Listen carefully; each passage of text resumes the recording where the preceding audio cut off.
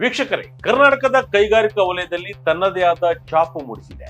ಇದೇ ಕಾರ್ಖಾನೆ ವಿಷಯ ಈಗ ತಮಿಳುನಾಡು ಹಾಗೂ ಕರ್ನಾಟಕದ ಮಧ್ಯೆ ರಾಜಕೀಯ ಸಮರಕ್ಕೆ ನಾಂದಿ ಹಾಡಿದೆ. ಕನ್ನಡಿಗರ ಆಕ್ರೋಶಕ್ಕೆ ಕಾರಣವಾಗಿದೆ. ಹೌದು, ನಮ್ಮದೇ ನೆಲದಲ್ಲಿ ಹುಟ್ಟಿ ಬೆಳೆದ ಪ್ರತಿಷ್ಠಿತ ಕಂಪನಿಯೊಂದು ಈಗ ನೆರೆಯ ತಮಿಳುನಾಡಿನತ್ತ ಮುಖ ಮಾಡಿದೆ. ಬೆಳಗಾವಿ ಮೂಲದ ಏರೋಸ್ಪೇಸ್ ದಿಗ್ಗಜ ಕಂಪನಿ ಏಕಸ್ ಕರ್ನಾಟಕದ ಗಡಿ ದಾಟಿ ತಮಿಳುನಾಡಿನ ಹೊಸೂರಿನಲ್ಲಿ ಬರೋಬ್ಬರಿ 4,000 ಕೋಟಿ ರೂಪಾಯಿ ಹೂಡಿಕೆ ಮಾಡಲು ಮುಂದಾಗಿದೆ.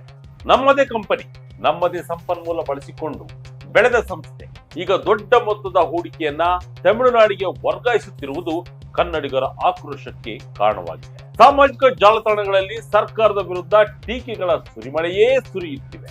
ಹಾಗಾದ್ರೆ ನಿಜಕ್ಕೂ ಏಕಸ್ ಕರ್ನಾಟಕವನ್ನ ಬಿಟ್ಟು ಹೋಗ್ತಿದೆಯೇ? ಈ ಬಗ್ಗೆ ನಮ್ಮ ಸರ್ಕಾರ ಹೇಳಿದ್ದೇನು? ಡೀಟೇಲ್ ಆಗಿ ನೋಡೋಣ ಬನ್ನಿ.